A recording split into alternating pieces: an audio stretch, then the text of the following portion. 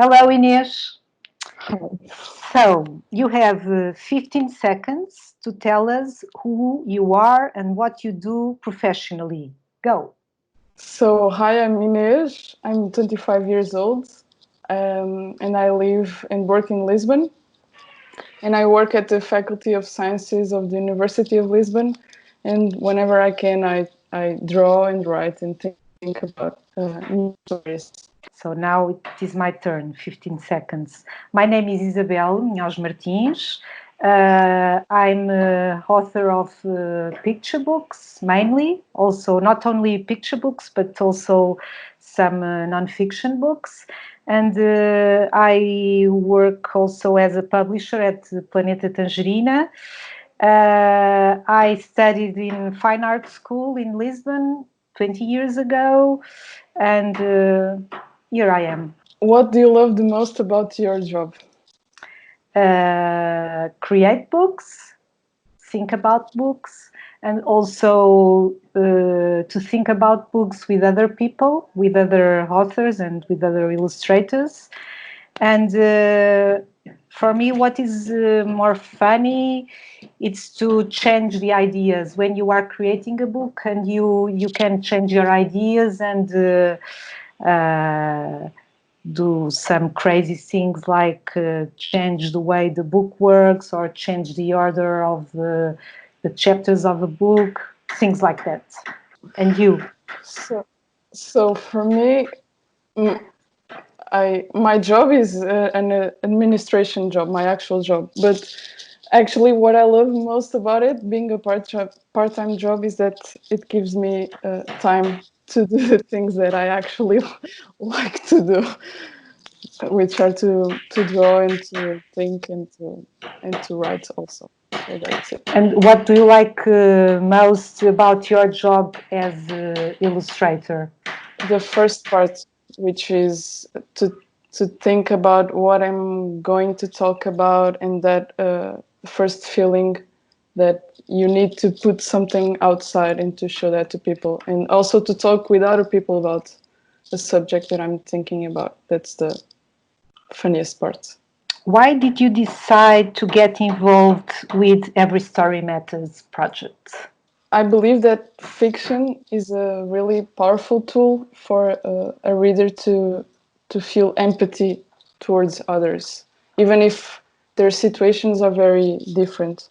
But I also believe that everyone should have the same opportunity to feel that empathy and to feel included on the story they are reading. So being part of the Every Story Matters program should give me the tools to learn how to write inclusive stories, but also to feel accompanied by a mentor and to feel support by all the team and to feel free to create the story that I want to create, which is a thing that usually we don't have to. We don't have the time nor the freedom to be fully us when we are creating sometimes. And you? I think that inclusion, it's a very important subject, of course. I think that we live in a very strange world. This week there was a group of billionaires that asked to pay for more taxes. So it is very strange to have that kind of situation. And I think that we have our society is very divided, and we have. I think that the world is full of little groups of this and groups of that, and sometimes even with our friends, we have the same values, but we feel divided by some details. And I think it is important sometimes to forget that kind of details and to be concentrated in creating bridges between us. And I think that the books, they also have that kind of role. So, did you like reading as a child? What were your favorite books? Yes, I always loved to read, and I began to read on the walls, in the streets, because as I was born in 1974, it was the 25th April Revolution, and there were many written phrases on the walls in Lisbon. And I was inside the car, and my mom says that I began to read Viva a Liberdade and things like that. And I always had that kind of automatic feeling for reading. I can't stop reading. My favorite book, maybe it was a book from a Portuguese writer that is called Sofia de Mel Breiner, A Floresta, The Forest, and the main character was a girl that was called Isabel, like me, and she was 9 years old, like me, when I read that book. So it was like the perfect match, and I was really, really inside that story, and I really thought this girl is me. That is a great thing that a book can do. And you? I'm laughing because my favorite book is also from Sofia de Mel Breiner. Yeah. It was Menina do Mar. And I think that is because I when I was younger, I lived near the sea. And for me, the summer was going to the beach every day, every single day with my parents. But yeah, I did enjoy reading as a child. And actually, one of my older, but dearest memories is for me to learn how to read. I remember to go to my bedroom and to think, oh, this is a P and this is a, so the P plus the A is P, pa in Portuguese.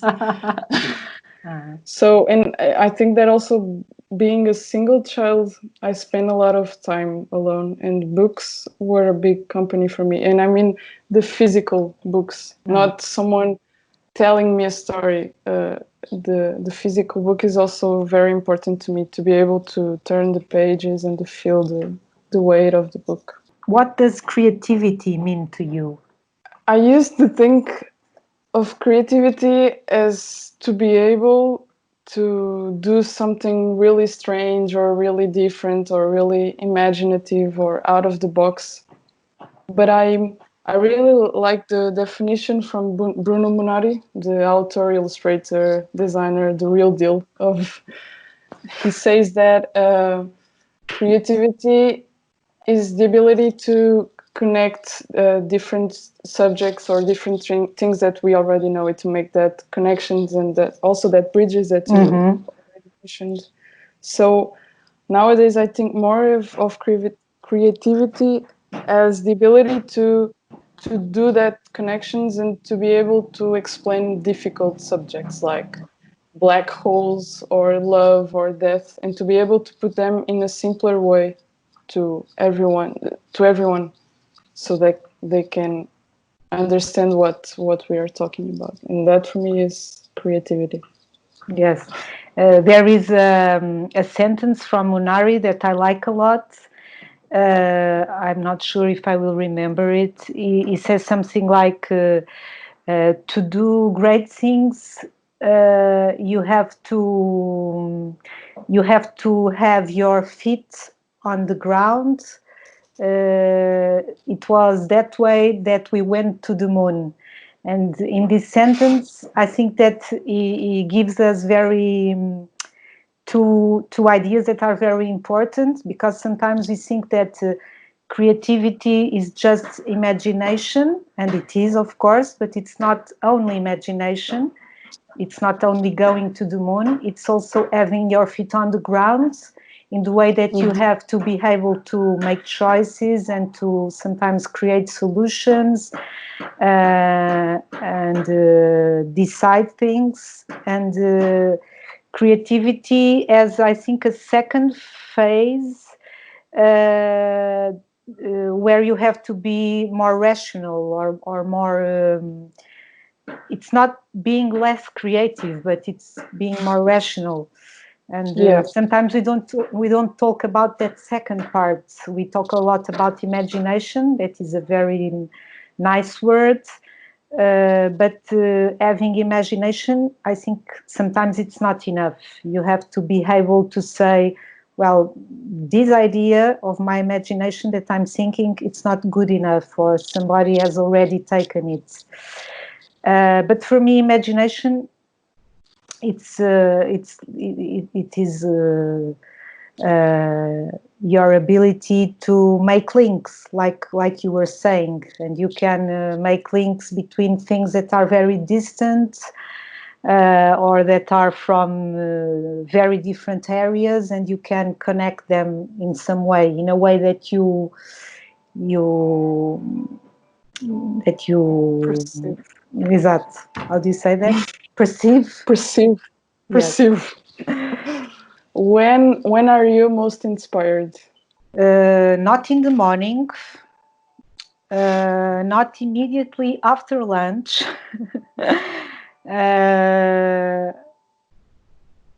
In the end of the afternoon, usually when I have to go home because of my children and to make dinner and things like that. So it's not very easy sometimes to conciliate. For me, creativity works like you are adding some layers and layers, and you are reading and you are doing a work that it's not very funny, but you are doing it. And in the middle, you read a book from someone, and you go to the cinema, and it's like adding layers. And one day, I don't know, you feel relaxed and something gets out. Mm-hmm. Sometimes you are not looking for it, and it happens. I think it's the best when you are not looking. I agree with you, because I think that we can have many different sources for inspiration, which are reading, going to an exhibition, or seeing a movie, or talking with other people. But we can feel inspired, but we don't have many times the ideas when we are doing that stuff. I think I'm more a morning person because of the silence. I usually try to wake up before everyone and before the city wakes up. When I have to do something really important, I have the possibility to do that. So I wake up at 5 a.m. or 6 a.m. if I need to. So I think that I feel most inspired when I have leisure time, which is a luxury. But when I'm doing nothing, and by doing nothing, I mean literally do nothing, ideas start to pop out. And what did you want to be when you grew up? At 12, I wanted to be a journalist or archaeologist or pediatrician. Mm-hmm. I had these three ideas because I really love to read newspapers and magazines. And I think that my dream was going to Africa and make a big documentary about people that live there. And I also loved history, so archaeology was very attractive. And pediatrician because I still love to be with children. For me, it's very good to be with children and to talk with them. But I wasn't none of these jobs. I wanted to be a professional basketball player, Ah, but I but I also wanted to be a scientist, like a crazy scientist. I think that I started to think about being a physicist when I was 12, but I also liked to draw. So I wanted to be, I thought that I wanted to be an architect, because I thought that it could combine the mathematics world and the artistic world, but I came none of them also. how do you start your day? I I think that I start my day by preparing a big cup of coffee, and that's it. For me, it's very hard to start my day because I love to sleep and I sleep a lot. And and if I could, I would sleep till 11 o'clock in the morning, and I would go to bed 3 o'clock in the night. Well, it's not a very nice start, but then gradually and slowly I start to wake up and to feel better. What's the best compliment you've ever received? My goodness, that's the kind of question that I don't like to answer. Uh, I don't know, but there is a moment that I always remember. It was not something that was said by someone in the newspaper or something like that. But one day I went to a library in Lausanne. It's a small town in the center of Portugal, and they made a dance show, a group of dance children that were in a school of dance. And then in the end, I was there. They made a dance inspired by a book of mine.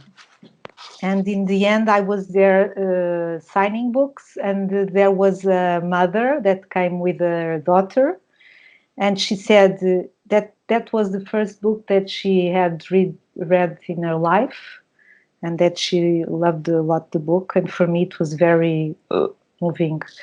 So for me, it was maybe the best compliment that I received. And you? It's a really good compliment. Yeah. I don't know. I don't remember an actual compliment or the exact words, but maybe when someone comes to me and says that a thing that I did touched her or him in a certain way, even if it's just a sentence or a detail from a drawing, that's the best compliment I can receive. And what makes you laugh no matter what? Tickles, tickles in the footprints. They are deadly for me. Okay. What makes me laugh? Maybe Bernardo, the illustrator here in Planeta Tangerina. Sometimes he makes me laugh a lot because we never know what will come out from his mouth, and sometimes it's not what we are expecting. Maybe I would choose him. What is the best piece of advice you can give to the talent? That means to you. Well, first, not to be in a hurry. Sometimes when we are young and we begin to work, we want to do a lot of things and to give an answer to all the jobs that come to us. And when I was young, I think that I did that. I was very worried not to answer to people when they asked me to do something. And if it would be today, there is a lot of work that I wouldn't do, because I think there is a very good piece of advice, but maybe you already do it. I can feel is that to be very criterioso. How do you say that?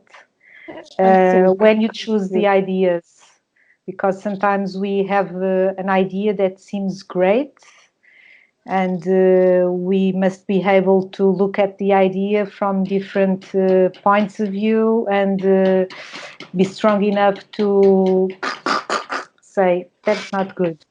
And what do you wish you had known when you first started your career? I think the first piece of advice that I gave you, not to be so worried about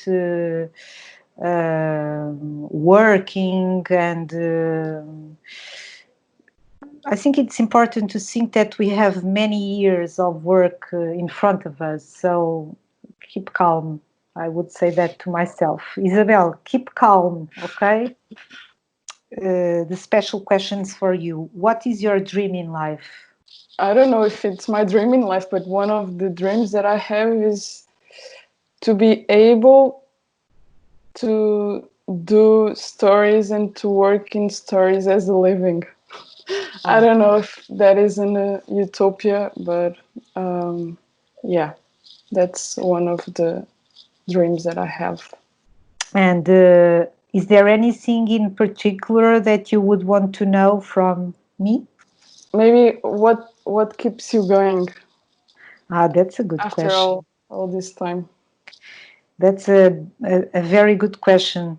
I always say that what is harder, it's not to begin, but to keep going. But I think it is enthusiasm, because for me it's the most important thing that you can have inside you, is to keep your curiosity alive and enjoy creating bridges with other people. And I think that well, nowadays you have so many important things that are happening around us that it's almost impossible not to have something to say about that things and to think. So well, I think it's the world is a mess, so that keeps me alive and curious about thinking about solutions and the best ways to make us grow as humans. So, and also to work with my friends here, that also gives me a lot of enthusiasm.